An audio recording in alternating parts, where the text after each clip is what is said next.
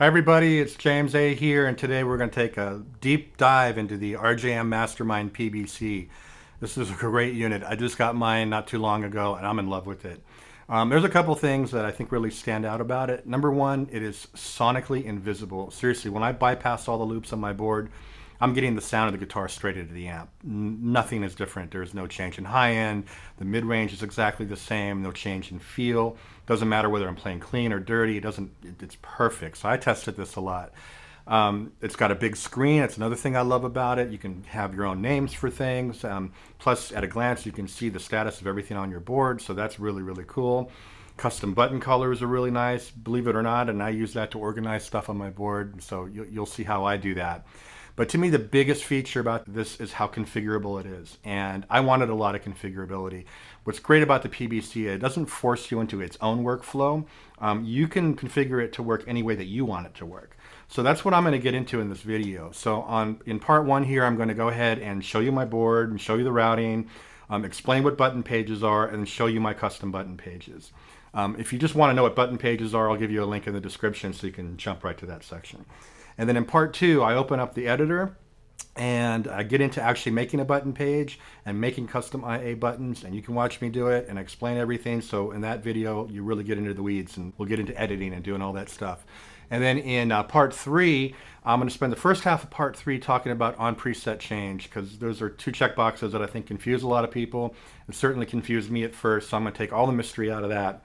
And then we'll talk about button behavior. I'll show you momentary and latching and hold buttons and how they affect button behavior on press and on release. So that's really important to know. And I'll wrap that video up with creating a local button page so you can see how local button pages work. So I'm really excited. Let's jump in. Let's start by taking a look at my board.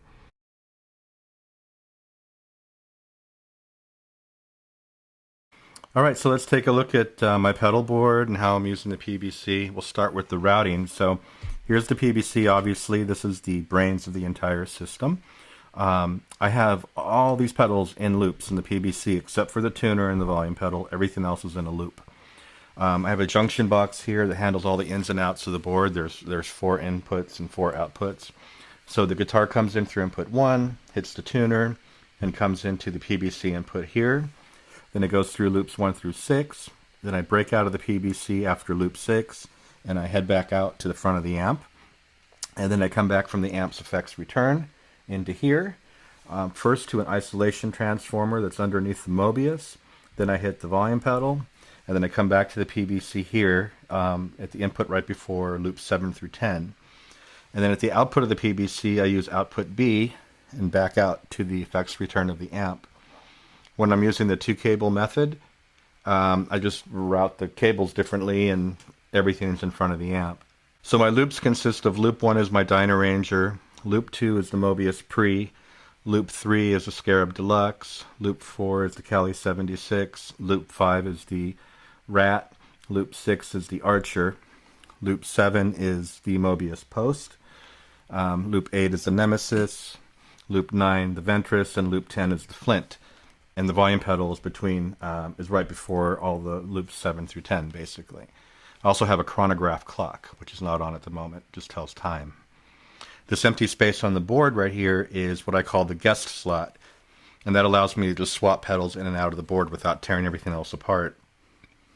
So when I put the board together, basically everything that you're seeing here is controlled here. I don't have to touch anything on the board except for the tuner and the volume pedal. Everything else is controlled from right here. I put these 2 pedals up on risers. Well, this one's up on a riser, obviously, so I can get to it. I put these 2 up on risers, not because I need to get to them, but what I wanted to have happen if somebody stepped on the board. I didn't want the weight of their weight to go onto the jacks here, so I put these up on risers so if somebody steps on the board, the weight of their feet go onto the pedals rather than the jacks. However, here I left plenty of room to get to the ins and outs right here, particularly the USB cable, so I can plug in the Mastermind editor. So I can get to that really easily right here. And I also can get to the other USB port for the I can't see it, for the USB drive, which RJM supplies, which is pretty cool. All right, so I'll keep the I'll keep this USB cable plugged in because we'll be jumping back and forth between this and the editor. Oh, and let me add that the whole board is powered by a Strymon Zuma and a Strymon Ojai, which are underneath these pedals here. Okay, so I created a bunch of my own button pages and relaid out everything on here. So basically, let me explain what a button page is. So when you're looking here at the PBC, there are 11 buttons on the face of the unit. And with the PBC, every one of these buttons is completely configurable. You can have them do whatever you want them to do, regardless of what the labels say. You can just change them to, you can put your own labels and have them do whatever you want them to do. Furthermore, you're not limited to 11 buttons. You can have 11 more buttons virtually on the PBC, and that would be a second button page. The PBC gives you 16 global button pages, so take 11 times 16, and that's how many buttons you can have on your board. Plus, each preset can have its own local button page. So you can have as many button pages or as many buttons as you want on your board. So I think of button pages like this. I have 11 buttons here, and when I add a button page, I get 11 more buttons up here. It's like having another physical unit right next to it. The only thing is you can only look at 11 at a time. So I'm looking at this button page right now. If I navigate to another button page, then I'll be looking at these 11 buttons. So that gives you a 22 button controller basically when you have 2 button pages. The PBC comes with 3 button pages pre-configured, so that's 33 buttons that are kind of instantly are available to you at any given time. And when you're looking at a page, you're looking at one group of 11 buttons, but those other buttons are always available and active as if you had one big pedal board controller. I have 8 button pages configured in my system, so I have 88 buttons. And regardless of what button page I'm on, like here I'm on my presets page, but I can go to my gain page, that's another 11 buttons. I can go to my Nemesis page, that's another 11 buttons. And whatever selections I make to any one of these other button pages right here, if I hit save, all those moves that I made across all those pages are saved to that preset as if I just pushed the buttons on an extra large controller like that. So let me give you a quick tour of my button pages and show you why I have so many. So one of the problems I wanted to solve right off the bat when I got my PBC, I love the idea of presets, and I love the idea of of grouping presets into a song and grouping songs into a set list and all that type of thing. But I've never wanted to be constricted in that way. I want to have that available to me when I want to do that, but I also want to have instant access to all my pedals on my board. Before I got the PBC, I was running pretty much the same board minus the Ventris because these two came about at the same time. It worked fine because I was able to directly press the buttons on my drive pedals and my tuner and my volume pedal. But the problem that I was having is, take the Nemesis, it's got, 12 plus 12, it's 26, no, 20, yeah, 26 delay engines in there, completely different delay engines. This has got 12 different modulation engines in it. This can store 128 presets. This can store 200 presets. And on those pedals, I have a handful that I really, really love and use all the time. I've got a phaser that I use a lot. I have a subtle chorus that I love on that. I have a flanger. I use the volume swell on that. I use the tremolo on that.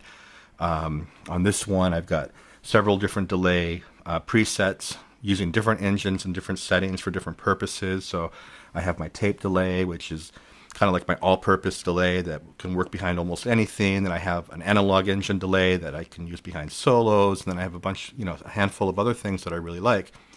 And getting to them live, scrolling the face of the pedal or just using a MIDI scroller on the Nemesis, I just found to be too cumbersome, and I ended up not using any of them. So I want, just like I can push a button and have my fuzz and push a button and have my distortion, I wanted to be able to push a button and there's my phaser, push a button, there's my tape delay, push another button, there's my tremolo, etc., etc., etc. So that's the first thing I set out to do when I got this board, is I wanted instant access to everything, as if it was just a regular pedal board and I don't have to worry about storing things into presets. So I came up with a few different ways to do it, and how I settled on it is I have some custom button pages, and I organized them like this. I have my gain IA page. IA means instant access. And I could have called this main, because that's my main page. This is where I live. Here I can access all my analog effects. So I have the red buttons. Now I have off states on my buttons. So when you see red, the button's off, and when I turn the button on, it turns green. This is very handy because if you're on a dark stage and you can't see your feet, you're not going to be able to find buttons. So having off colors on your buttons are really cool. And there's 8 different colors, I think 7 or 8, including none, that you can select on the PBC. So I'm taking advantage of that to organize my button pages and make them really intuitive. So for me, red is overdrive or any dirt pedal. So this is my Dyna Ranger. This is my Scarab Deluxe. This one is my Rat, and this one is my Archer. And then right in between here, I've got my compressor, the Cali 76, and I just chose a different color for that to distinguish it. And these are in the order that they appear in my signal chain. So it's really, I didn't even have to label the board, and I know exactly where the pedals are. Whatever dirt pedal I want to get to, I can get to, and I can stack them at will any way I want. I can turn them all on, all off, have one on, all the rest off, or whatever. Put my tap tempo over here for my Nemesis delay. And the rest of these buttons across here are navigation that I use to navigate to different button pages. And what I like to do is have my navigation in the same place. So they're always the same. That way I can just muscle memory my way into other button pages. So here is my gain IA page. And I created another page, this one, my Nemesis IA page. And these buttons are all purple, and the purple represents this pedal to me. And each one of these buttons is a different preset on this pedal that I like. So my tape delay that I referred to earlier is right there. And my analog delay is right here. So the most important things that I use most often are on this side, and the more fun, kind of like, once in a while things are over here. And I have my slapback delay that I use for rockabilly stuff, and then I have a digital delay that I've kind of modeled after the China Grove sound, and this really cool echo rack, and an oil can that I use for modulated delay. And these toggle, so I can't have both on at the same time, which makes sense because you can't have 2 presets on a pedal at the same time. Okay, so following that theme, I did the same thing with my Mobius. I have all my Mobius favorites. And here the off states are all blue, which corresponds to the Mobius being a blue pedal. And my phaser is number 1 because that's what I use the most. I've got a chorus over here. I've got a flanger here. I've got a couple tremolos, a regular old school trem and a real choppy tremolo right here that I call stutter. And this is my volume swell. And the volume swell I often use in conjunction with a delay setting, so that I can swell into the delay. And what I did is I moved that over here so I can get to both of those in one button press. As you'll see that the off color here is purple, just like all the rest of my Nemesis presets. So if I click on this, and this is on, I'm volume swelling into that delay patch. This is just volume swell by itself, and this is just that delay patch by itself. And then I have another button page, which is devoted to my reverbs and the flint, which I've put in the reverb category. And the aqua blue buttons correspond to the flint for aqua blue, kind of like the sky. So reverb is like a sky thing, so that's how I chose that color. And then I have my drip spring, which is a really great setting on the Ventris. And then I go from smaller to larger. I've got a room, I've got a plate, I've got a hall, and then I got a volume swell reverb. They have their own volume swell engine on there that's pretty cool. And this one, I didn't mention how I'm running these two. So both of these are in a parallel loop. So how that works is the dry signal that you're hearing has never passed through those pedals. What the PBC does is splits. You get the dry signal going directly to the output, and then the other half of the dry signal goes into here, and then just the wet comes back, and the internal line mixer and the PBC blends them together. So it's really cool. It's kind of a clean sound. So this one would require this to be in series for that effect to work as intended, and I could have done that with the PBC, but I decided I liked it where the swell was just happening on the wet side. It's a really cool sound. So I have the dry kind of the volume swell is not affecting the dry side. It's just affecting the wet side, and the reverb just kind of swells in the background. It's really kind of a cool effect. And then these control my flint. This is just an on-off switch for the flint, and this toggles the favorite switch on the flint. So I have instant access to everything that I care about right now. I got all my gain pages, all my delay favorites, all my modulation favorites, and all my reverb favorites, and my favorite switch on the Flint right here. So I can kind of use this as a pedal board if I wanted to, and do. But of course, any selections I make across any of these, if I just go ahead and hold this button down, it'll save it to the preset that's loaded here. So I can easily create presets from all of these favorite sounds that I have queued up, ready to go.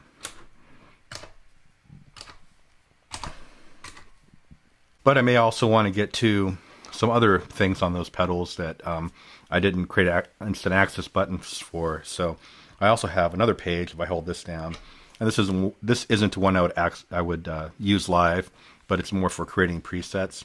And I call this my scroll page, and this allows me to scroll those three devices. So the purple again is my delay, and I can scroll up and down presets on the delay. If you watch here, you can see the lights changing as I scroll. This scrolls my Mobius, which you might be able to see lights changing there. And this scrolls the Ventris. And on the Ventris, I haven't had the time to really create my own preset, so I just have one preset for every engine they have. And I just have 13 presets defined on the Ventris. And so what I did is I limited this scroll to 13. So if you watch the display here, you'll see when I get to 13, it wraps back around to 1 again.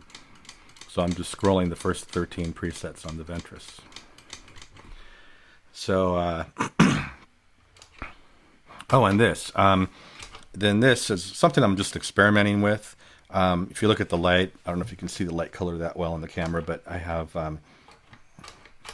green, yellow, and red. And it just keeps cycling among all those. And if you look at the display, it says low, medium, and high. Nemesis volume, low, medium, and high. And that's an override. So if I pull up, ouch, if I pull up a, let's say a delay on the Nemesis, whatever the mix volume I set on that preset will come up. But if I decide I want it a little higher or lower in the mix, I can just go over to my scroll page and I can just go ahead and hit high if I want it to boost it up a little bit, or low if I want to drop it into the mix a little bit, or have something in between. And I set this up so that it doesn't get stored to a preset. So if I save this setting to a preset, it's going to save it the way I saved it here in the pedal. But this override will just override it live without the state being stored to a preset. So all of these switches across the top here, this is how I get to my gain pedals. This is how I get to my delay pedals. This is how I get to my Mobius, my modulation pedals, and this is how I get to my Ventris and my Flint. And then I got my scroller here, and my navigation remains the same across all these pages. So I don't have to, I just can remember where everything is by memory, by muscle memory. And I will probably label these too. And when I go back to my main page, from here I can hit this again, and then I'm into my presets. And I've made a couple minor changes to presets. I kind of wanted to keep my navigation the same like I have on my other pages. So from my presets page, I can get right to my Nemesis delay, or I can, for my presets page, I can tap this again and get to my gain pedals. For my presets page, I can get to my Mobius, etc., etc. So that meant that I ended up using this bank down for something else. That takes me to my Ventris and Flint page. So I needed to move that bank down somewhere else. I like having my tap tempo right here. It's kind of a consistent place on my board. So I moved that bank down over here. And my bank down now is here, and my bank up is here. And that leaves me these 4 for presets. And when I'm in song mode, this is how I toggle. I navigate between songs, and these are the presets that are available within the song. So for me, this is kind of a best of both worlds setup. I can use my presets for combinations, and I can easily just run this like a regular board if I want to. Or if I'm in a preset and I recall something, I can easily switch and make whatever changes I want to make, getting to all the things that I use most often. So it's given me a pedal board with more buttons, really. I've got 1, 2, 3, 4, 5. I'm not using that one. 6, 7, 8, 9, 10, 11. 12, 13, 14, 15, 16, 17, 18, 19, 20, 21, 22, 23. So it's like a 23 button board, basically. with instant access, to everything that I want. So what I'd like to do is pop into the editor, and I'll show you how I configured some of this stuff and use that as a springboard to show you how to do things on the PBC, the Mastermind editor. I just will say real quick that anything you do in the editor, well, most of the things that you can do in the editor, you can do right here on the PBC. Just hit these two buttons right here, and you get into its menu system where you can do stuff. But I think it's easier to visualize in the editor, so I'll use that for this demo. And once you see it in the editor, the stuff in the menu will make sense. It worked that way for me for sure. Oh, before we look at the editor, let me show you two more button pages. From any one of these screens, I can hold down this, and I can get into the switches page. This is the same switches page that comes pre-configured with the PBC. It's a really useful page. And from any of these screens, except for here, I can just hold down this button and get into the loops page. So this is really handy. For example, if I'm over on my scroll page, and let's say I want to do something on the Nemesis, so I'll scroll up to preset number whatever. Then I'd want to also go over to the loops page and open up the loop that lives in, which is loop 8, which is already open. So that's how I get to my loops and my switches. And I don't put hold functions on any of these buttons. All my hold functions are up here. These buttons never have hold functions on them, so that way I can't accidentally hit a hold function. That being said, I never seem to accidentally hit these either. I like the way it's configured out of the box. And you can tweak it if you want, so I'll show you that stuff in the editor.